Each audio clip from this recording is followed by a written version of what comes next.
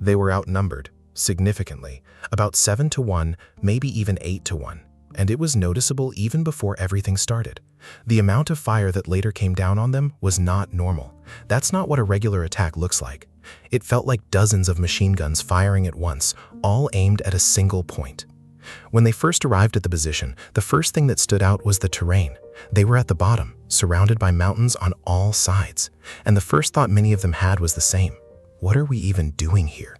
Later, this position would be described very simply: tactically indefensible, and that would be the most accurate description. The unit Roman served in was smaller than usual, recon. Not many people, but they were extremely close with each other. There was discipline, there was hierarchy, but at the same time, they were friends. Real ones. The kind that trust each other completely. Everyone knew that if something happened, someone would be there. And that mattered. Andriy joined them later.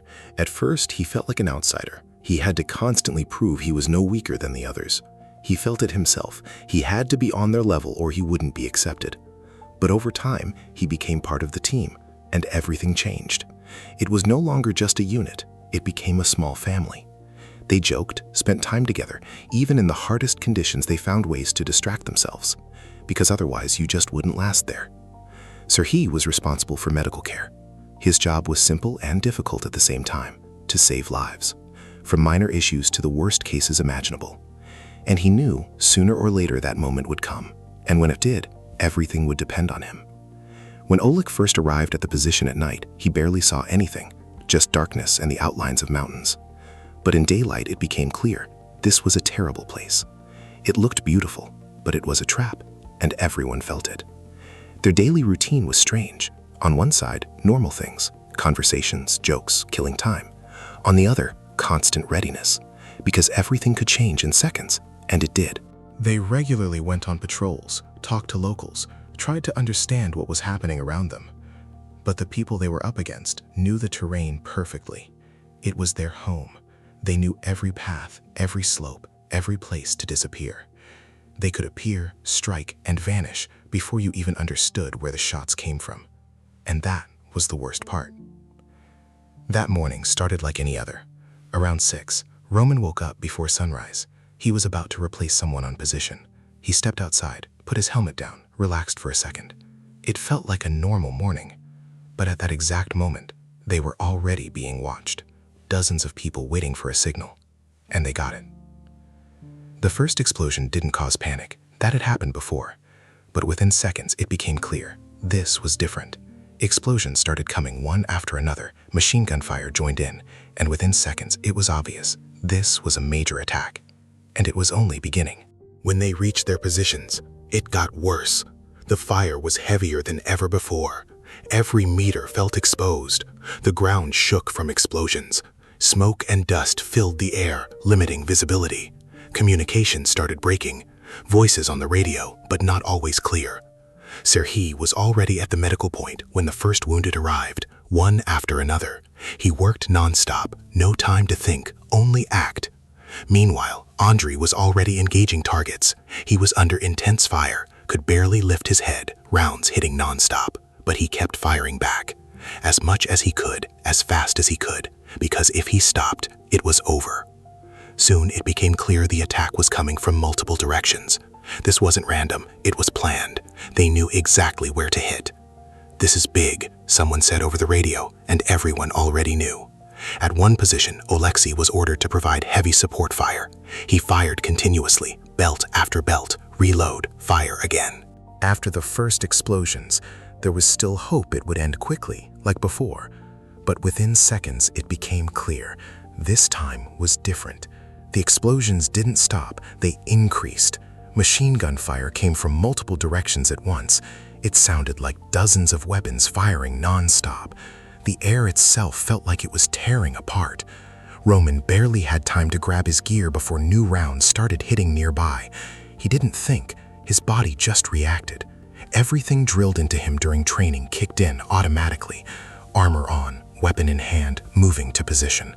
On the way, he crossed paths with Ihor and Sasha. They didn't say a word, just looked at each other, and that was enough. Everyone had the same thought. Today is serious. Very serious. Time disappeared. only sound and motion. Then it happened. A direct hit nearby. The blast threw him back. His weapon was out, critical. Without it, the position lost strength. "Fall back," came over the radio. And that was the hardest call, because falling back meant exposure, and open ground here meant almost certain risk. But staying was worse. They moved, fast, no stopping, under fire, every meter hard, bullets hitting around them. But they kept moving, because they had no other option. Then the words came over the radio that froze everyone. "They're inside." For a second, silence. No one wanted to believe it, but it was true. The enemy had broken through closer than ever, and now the fight was entering a new phase, much more dangerous.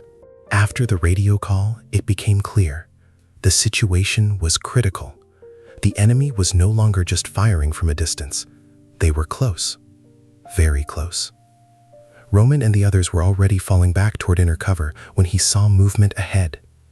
A silhouette, then another. This was no longer distant fire from the mountains. This was a fight at close range. "They're here," Ihor said quietly. That was enough. There was no time to think anymore. It came down to one thing: either you or them. Alexei and a few others were near damaged vehicles, trying to hold their sector. The fire on them was so intense they could barely lift their heads. Bullets were hitting metal, ground, everything around them. It felt like they were about to be overrun. Then it happened. One explosion landed right next to them. Shockwave, fragments, shouting. One of the guys was critically hit. Another went down. Someone was stunned, someone wounded. For a moment, everything turned into chaos. But even in that chaos, they didn't stop. Roman moved forward to help. Under fire, no guarantees, just because it was one of theirs. "Grab him," someone shouted. They pulled the wounded and started dragging him back. Every step under fire, every second a risk, but they didn't stop. Others tried to hold the line, firing back, shifting positions, buying time. Because every minute mattered now. Serhiy was already at his limit. More wounded kept coming. Blood, noise, pressure. He didn't even know how many he treated. He just worked. Fast, precise, no emotions, because thinking would break him. On the positions, things kept getting worse. Some were running out of ammo. They had to run under fire to bring more. Open ground was the worst. No cover. Just run and hope you don't get hit. And many did run, because the alternative was worse. At one point, Alexei heard a voice on the radio he would never forget. It was strained, almost breaking. "We need help. We can't hold." That was the moment everyone understood they were holding on by the last thread. The pressure didn't stop. No pauses, no breaks. And a thought appeared in everyone's mind, unspoken. If nothing changes, this is where it ends. But even then, no one left. No one gave up. They kept fighting because their people were there, and leaving meant betraying them. One of them took a direct hit and dropped instantly. Another was wounded. Alexei was alone there for a few seconds, and those seconds felt endless. He kept firing, reload, fire again, no pause, but it couldn't last. He realized if he stayed, he was done. "Fall back to inner position," came over the radio. That was it. They started moving, but it wasn't organized anymore. It was chaos, running under fire, open ground again, no cover, bullets everywhere. But they ran because there was no other choice. Roman saw people fall around him. Some got up and kept going, some didn't, but stopping was not an option. If you stop, it's over. Eventually, they reached the inner building, the last defensive point. After minutes of that kind of fighting, it became clear they were on the edge. The enemy kept pushing deeper. Some positions stopped responding. That meant one thing: either comms were down or they were gone. Roman and his group were near a damaged structure barely holding together. Dirt falling, dust everywhere, hard to breathe. Fire never stopped. "They're getting inside," someone shouted. Seconds later, they saw it. A figure climbing over the barrier just meters away. Everything sped up. Shots, shouting, close distance, no time to aim properly, just reaction, instinct, training took over. Alexei and two others tried to hold their sector, but the fire was overwhelming. Metal rang from impacts, fragments everywhere. Then it got worse. Those who made it gathered there, faces covered in dust, blood, exhaustion. But no one focused on themselves. They looked at each other and understood they were still here, and that meant something. But the situation was still critical. The enemy was close, too close. If they broke through, it was over. Sirhi kept working non-stop. More wounded kept coming. No sense of time, just hands doing what they had to do, and the understanding, if he makes mistake, someone dies. Then another voice on the radio. Hold, support is coming. It was the first thing that gave even a small sense of hope. But one question remained. Would it arrive in time? Because every minute here could be the last. They were at their limit. Inside the building were those who managed to fall back. Some were wounded, some running purely on adrenaline. But everyone understood. They couldn't hold like this much longer. The enemy was too close. Gunfire echoed almost non-stop, rounds tearing through walls, windows, anything that wasn't solid enough. The building that was supposed to be their last cover felt more like a trap. Roman sat near the entrance with others, covering their sector. His hands were shaking slightly, not from fear, but from constant tension that hadn't let go for a second. Everyone was waiting. And then it came over the radio. Air support inbound, already approaching. At first, no one reacted. They had heard promises before. But then they heard it. A distant sound, familiar, growing louder. You hear that? Ihor looked up, and then it was clear. They were here. The first strike hit the enemy positions. The explosion felt different, controlled, powerful. And in that moment, everything shifted. They were no longer the only ones under pressure. Roman felt it immediately. The fire on their position weakened slightly. Not gone, but different. It was a chance, the first one they had. Hold, someone shouted, and suddenly they came alive again. Oleksiy, who had barely held his ground minutes ago, was now fighting with more control. They used every moment when the enemy was distracted by strikes from above. Sirhi got the order, prepare to move the wounded. Some were critical. Waiting was no longer an option. Roman and others were assigned to cover the evacuation, which meant going back out under fire. They opened the door and moved. Again, open ground. Again, risk. But now they had support, and that gave them a chance. They reached one of the wounded. He was barely breathing. Move him, Roman said. They lifted him and started back. Every step heavy. Bullets still flying, but not as dense, and that was enough. They made it back, handed him over, and immediately went out again. No one thought about themselves, only about getting their people out. That's what held them together. Time was still against them, but now they had something they didn't before, a chance, and they were going to use it. With support above, it became slightly easier, but the fight wasn't over. Fire still came from multiple directions, but now there were brief windows to move, and they used them. Roman went out again with the team. The mission was simple and terrifying. Retrieve those still lying out there, where minutes ago it had been hell. They moved fast, low, using any cover. Shots still echoed, but less intense. This was their chance. The first wounded they found near a destroyed vehicle, unconscious but alive, a lot of blood. Take him. They lifted him and moved back. Every step felt endless, but they made it. Handed him over, went back again. The second run was worse. As soon as they stepped into the open, fire came down again, bullets hitting around them. They dropped low, waited seconds, moved again. Then it happened. One of their own got hit. He dropped. "I'm good," he said, but weak. It was clear he wasn't. Roman and another crawled to him. Quick check, possible to move him, but risky. We move now, no choice. They lifted him and moved slower this time, more careful. Every step a risk.